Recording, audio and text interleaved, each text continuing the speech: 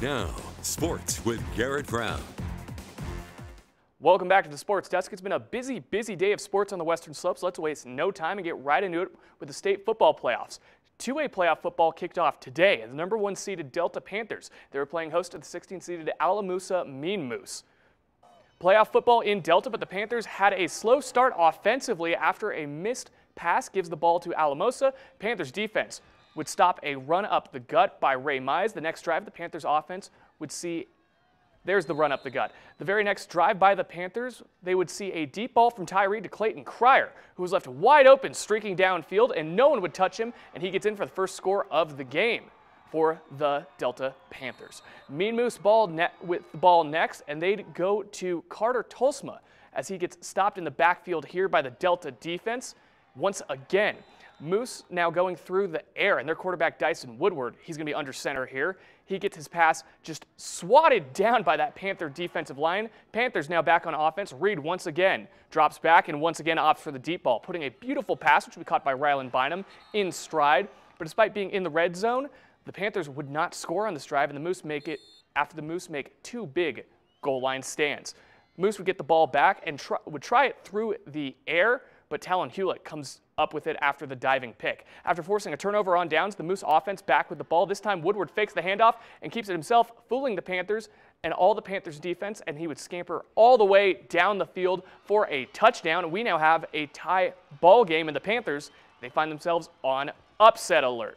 All right, Panthers with the ball back quickly, back in the red zone, and this time they run it with Talon Hewlett, and he would find a lane, and he gets in for the touchdown. Momentum quickly shifts after that run to the Panthers' favor. Rylan Bynum here, he's going to come up with the interception back in the red zone.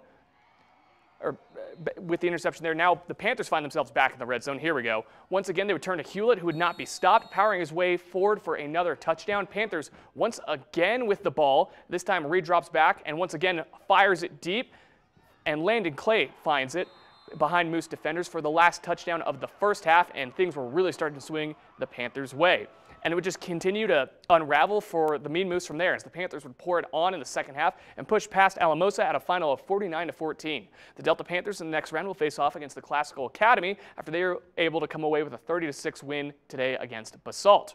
All right, sticking in Class 2A, but now we're going to head over to Rifle, where the 3-seeded Bears would look to pick up their second win of the year against the Brush Beat Diggers. When these two teams met back early in the season, Rifle won 28-14. Brush already up 7-0 though, and their defense would keep that high-octane Rifle offense off kilter. Logan Gross drops back and tries to hit a man downfield, but Beat Digger defense is all over that with the pass breakup. Meanwhile, in the first half, Brush's rushing attack could do pretty much whatever they wanted. The sophomore Richie Bruno with the carry out of the wishbone there, and he goes stumbling forward for a good pickup. Bears back with the ball here, and now they're starting to get something cooking on offense. Gross with the keeper here. He's going to take it, bounce out right, and takes off, going untouched for a while down the sideline before finally being brought down by some Brush defenders. And they'd ride that momentum into this play. Gross, facing pressure, is hit as he throws, and it would be a wounded duck in the air. But Rifle has a duck hunter downfield. That's number 7, Joel Valencia, who hauls it in for the highlight touchdown pitch and catch. Bears on the board, tied up at 7 apiece. But the Brush rush, they could still pick up big yards on the Bears. Bruno again, who's going to go barreling forward here, breaking tackles and putting the Beat Diggers back in scoring range. And they take advantage of that here. The Brush quarterback Rico rolls out and airs it out to Wiley Eicher, who's in for the touchdown. Brush retakes the lead with just minutes remaining in the game. Bears get back into the end zone. Gross with the keeper here, and the Bears have a chance to tie with about 9 to go, but instead they opt to try to take the lead, and they get it here on the 2-point conversion, and with another keeper by Gross, Bears take the lead for the first time all game. Rifle ball again. They're not looking to kill clock with the clock winding down. They're looking for a kill shot. Back in the red zone, Isaac Valencia is the one who powers it in. Rifle extends their lead. Last chance for Brush on a 4th down with the clock ticking down. Rico tosses it up, but several Bears are all over it. Bears hold on to win at a final of 21-0.